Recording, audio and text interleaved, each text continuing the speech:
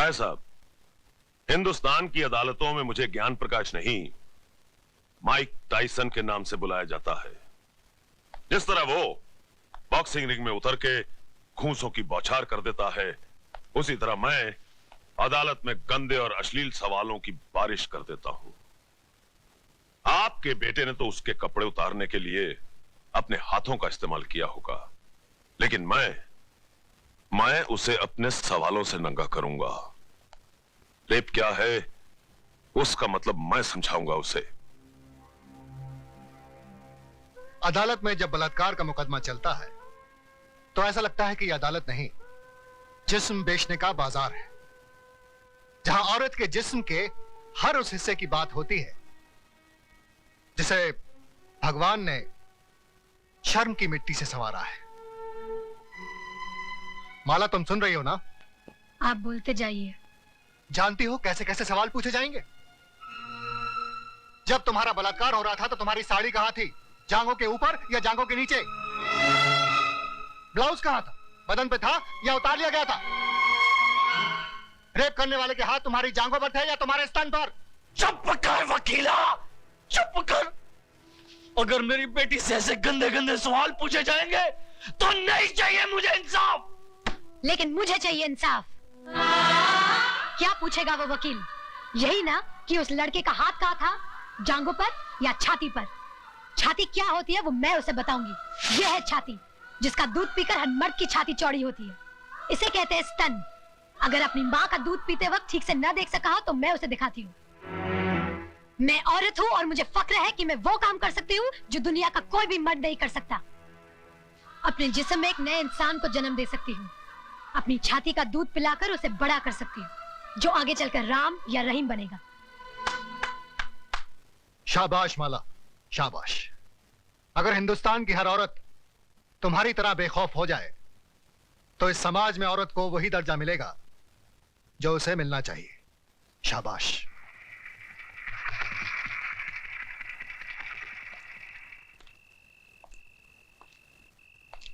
प्रताप। अरे डैडी, आप अंदर आइए ना। नहीं, यही ठीक है। हमारे दामाद होकर भी तुम हमारे खिलाफ मुकदमा लड़ रहे हो। मैं आपके खिलाफ नहीं, जुर्म के खिलाफ लड़ रहा हूं। तुम जानते हो हमारा वकील कौन है? जानता हूं, मिस्टर ज्ञान प्रकाश, जो आज तक कोई भी मुकदमा नहीं हारा,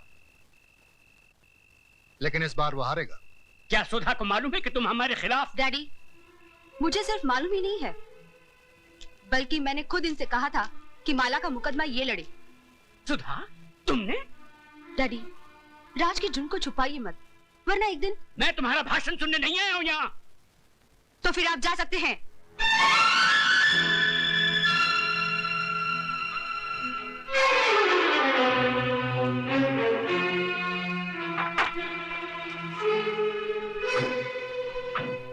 माय लॉर्ड, आज इस अदालत में एक बलात्कार का मुकदमा आया है। बलात्कार यानी कि एक लड़की के साथ जबरदस्ती करके उसकी इज्जत को लूटना। मेरी राय में ऐसे अपराधी को गोली मार देनी चाहिए।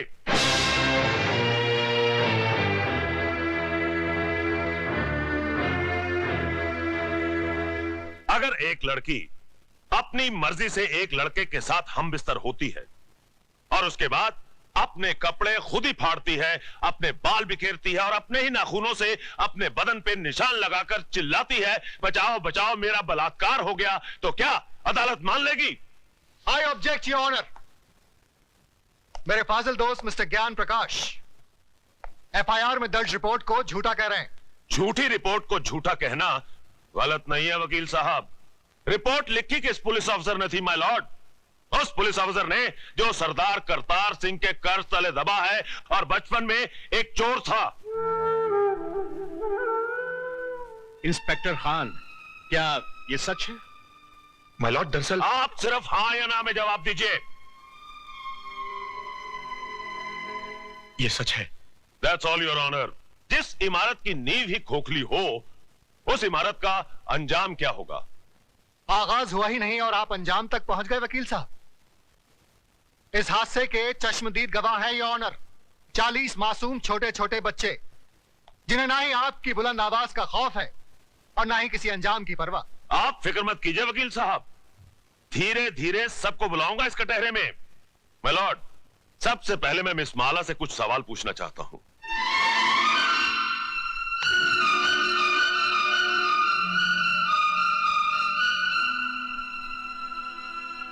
मिस माला, आपका यह कहना है कि मेरे मुवक्किल मिस्टर राज ने आपके साथ बलात्कार किया, लेकिन मेरा यह कहना है कि आप अपनी मर्जी से उनके साथ हम बिस्तर हुई और उसके बाद उन्हें बदनाम करने के लिए आपने उन पे इल्जाम लगाया कि उन्होंने जबरदस्ती आपकी इज्जत ऐसा लूटी। धंधा आपके खानदान की लड़कियां करती होंगी, मैं नहीं करती। You bloody! खबरदार, जो एक भी लफ्ज गलत बोला तो आपको शर्म नहीं आती अपनी बेटी जैसी लड़की से ऐसी बात कहते हुए? मिस माला, ये मंदिर नहीं जहां पर वचन किया जाए, ये अदालत है जिसमें एक मासूम की जिंदगी का फैसला होने वाला है। जिसने मेरी जिंदगी को गाली बना दिया वो आपको मासूम लग रहा है, इसलिए कि उसने आपके जेब में हरे हरे नोट भर दिए? अगर नोटों के लिए ऐसे ही अपने जमीर को बेचते रहे तो एक दिन इसी कटहरे में मेरी जगह आपकी बेटी खड़ी होगी, जो ऐसे किसी रईस के बेटे की हवस की शिकार हुई होगी। उस दिन न तो ये नोट आपके काम आएंगे और न ही आपकी आवाज गले से बाहर निकलेगी। गुनहगार को सजा दिलवाने के बजाय आप उसकी तरफदारी कर रहे हैं।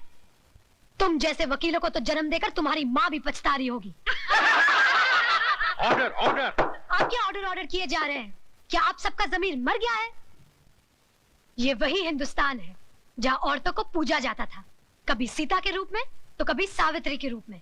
और आज उसी देश में अगर औरत को एक बार नंगा किया गया तो इसकी इज्जत को ढाका नहीं गया, बल्कि बार बार नंगा किया गया, कभी प्रेस वालों ने तो कभी टीवी वालों ने, और अब ये वकील साफ कर रहे हैं और आप चश्मा साफ कर करके देख रहे हैं। अरे समाज के ठेकेदारों, क्या भूल गए तुम लोग? द्रौपदी को भी एक बार नंगा किया गया था, कौरवों का पूरा खानदान मिट गया था, आज उनके खानदान का एक भी वारिस नहीं बचा। वकील साहब, यही पूछना चाहते थे ना कि बलात्कार के वक्त वो मेरे ऊपर था या नीचे? उसके हाथ कहाँ थे, मेरे स्तन पर या मेरी जांघों पर? बंद कर दीजिए तमाशा, अपनी घर की बहू बेटियों को बेइज्जत करने का ड्रामा बंद कर दीजिए। कहीं ऐसा ना हो कि आज की औरत शर्म की दहलीज पार कर जाए। इस अदालत में कल जो मुकदमा आएगा वो ये नहीं होगा कि एक लड़के ने एक लड़की का बलात्कार किया, बल्कि ये होगा कि एक लड़की ने एक लड़के का बलात्कार किया। सिर झुकाए ये खड़ा होगा, ये मैं नहीं। Order order! The court is adjourned. ये लड़की है या किसी देवी का अवतार? अरे पिछले 30 साल में मैंने बड़े से बड़े धुरंधर वकीलों को अदालत की धूल चटवा दी, लेकिन इसने मुझ जैसे पहाड़ को अपने पैरों तले रोन के रख दिया। मगर आप तो अपने आप को माइक टाइसन कहते थे। माइक टाइसन को भी कोई मर्द नहीं पछाड़ पाया था। अरे उसे भी पछाड़ा तो एक मामूली सी लड़की ने। मगर अब हम क्या करें, ये तो बताइए। इससे पहले कि कल सुबह जज अपनी कुर्सी पर बैठे, माला को इस दुनिया से उठवा दीजिए।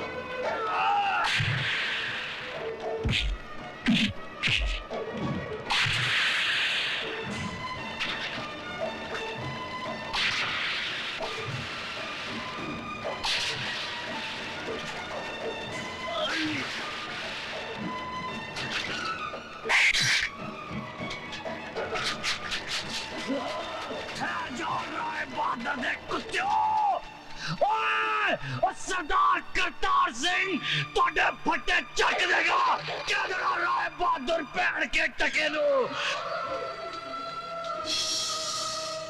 मिलोड, पिछले 30 सालों से मिस्टर ज्ञान प्रकाश इंसाफ के इस मंदिर की चौखट पर अपना माथा टेकते आए हैं।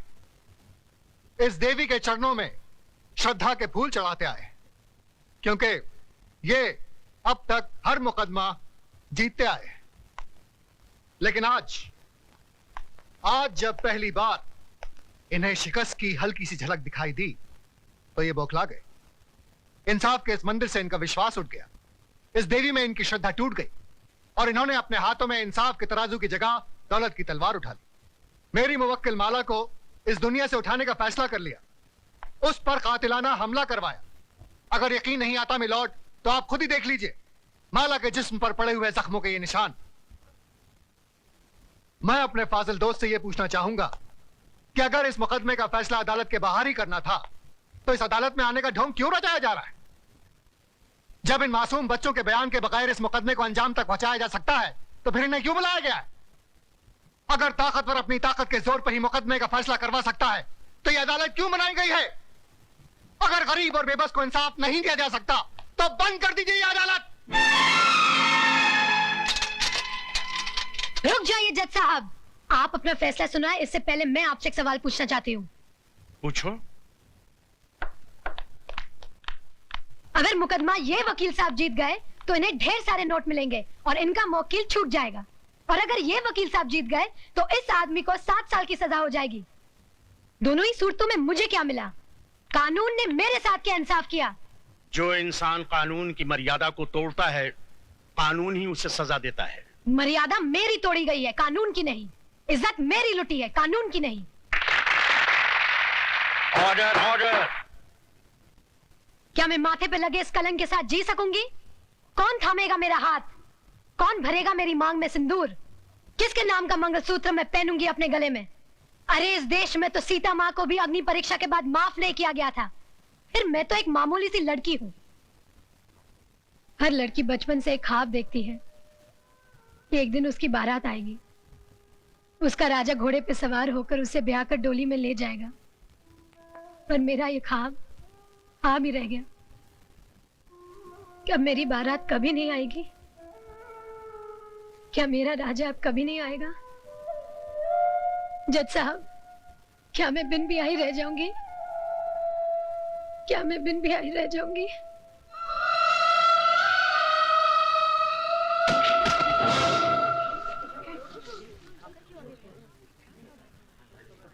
हाँ, अपने आप को दादा कहते हैं। सारा शहर कांपता है इनसे, मगर एक मामूली सी लौंडिया को खत्म नहीं कर पाए। अरे लानत है तुम पे और तुम्हारे आदमियों पे। अब खड़ा खड़ा मुंह क्या देख रहा है? Get the hell out of here you stupid asshole.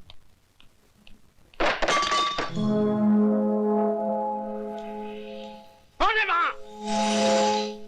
सामने आओ वरना गोली मार दूंगा। तुम किस किस को गोली मारेंगे साहब? एक गुनाह को छुपाने के लिए और कितने गुनाह करेंगे? पूरा शहर तुम्हारे नाम पर थूक रहा है, पूरे शहर को मिटाएंगे। साहब, इंसान ही बने रहना, भगवान बनने की कोशिश मत करना, वरना वो ऐसा मिटा देगा कि ना तुम जी सकोगे ना ही मर सकोगे। तुम्हारी ये मजाल कि हमारे सामने जबान खोलो।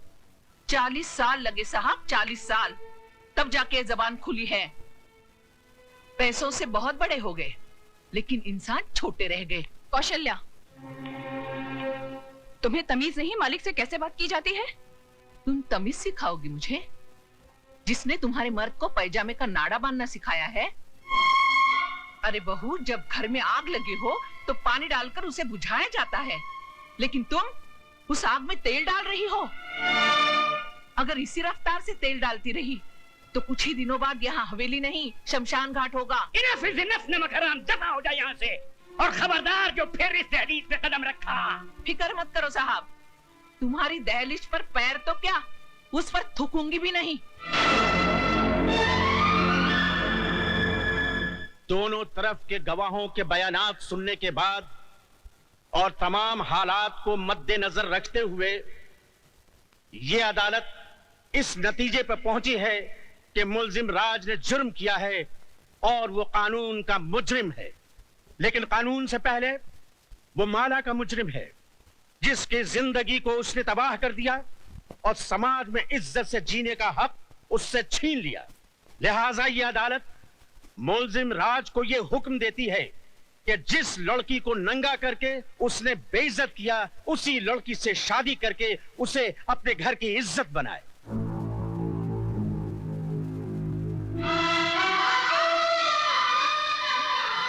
चौबीस घंटे के अंदर अंदर अदालत के इस फैसले की तामील की जाए।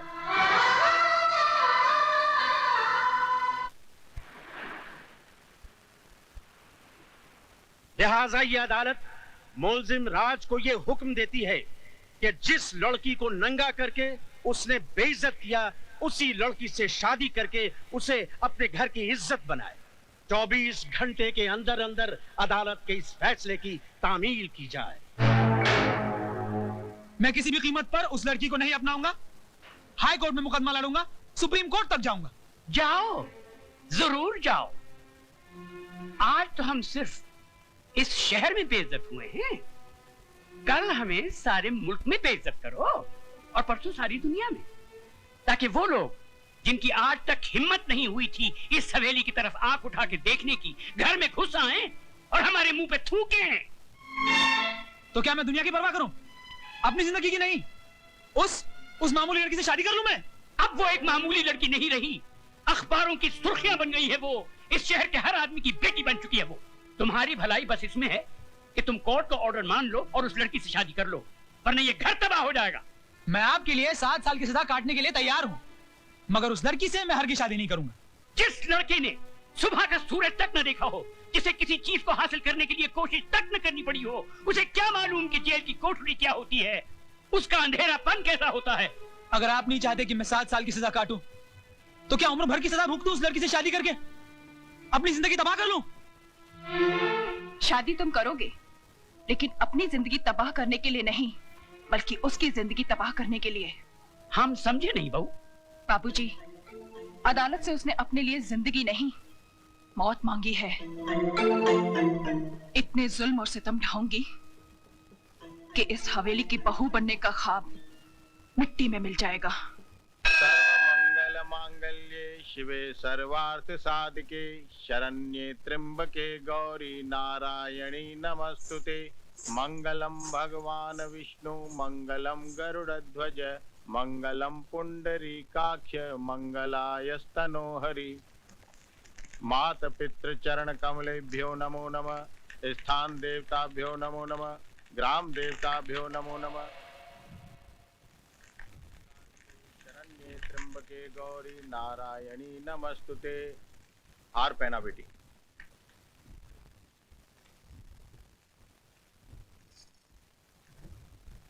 अपनी पत्नी की मांग भरो। आप 1 मिनट में इस हवेली से दफा नहीं हुए तो पुलिस को बुलाकर यहाँ से धक्के मारकर निकलवा दूंगी। तो फिर देर किस बात की है बहू, बुलाओ पुलिस को बुलाओ। हम भी देखते हैं कि कौन इस हवेली के बाहर जाता है और कौन जेल के अंदर। ये जख्म देखते ही तुम्हारे हाथ में ये जो सोने के कड़े हैं ना, ये लोहे के कड़े हो जाएंगे। बाला की तरफ से गवाही मैं दूंगा कि हमारी बड़ी बहू ने अपनी छोटी बहन का टाका फिट करने के लिए अपने भाई के साथ मिलकर साजिश की और आज को उकसाया कि वो माला को अपनी जिंदगी से उठाकर बाहर फेंक दे। माय डियर सिस्टर, मैं इलाहाबाद चलता हूँ, बाबूजी वहाँ अकेले हैं। भैया मैं भी तुम्हारे साथ चलती हूँ। हाँ बेटर बेटर। देखा राज, जब जहाज डूबने लगता है तो सबसे पहले उसे चूहे छोड़कर भागते हैं। अरे पगले, इतनी प्यारी गुड़िया तेरी जिंदगी बनकर आई और तू इससे ठोकर मार रहा है। आओ बेटी। राज, जिस इंसान के तुझे पैर छूने चाहिए तूने उनका अपमान किया है। चल बेटे, माफी मांग, पैर छू और एक नई जिंदगी शुरू कर।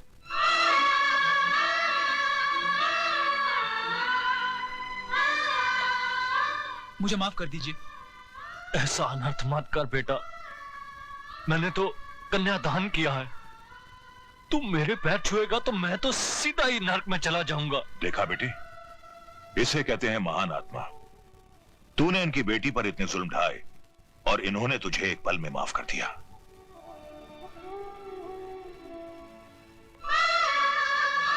बेटे, ये आंसू पोंछ डाल।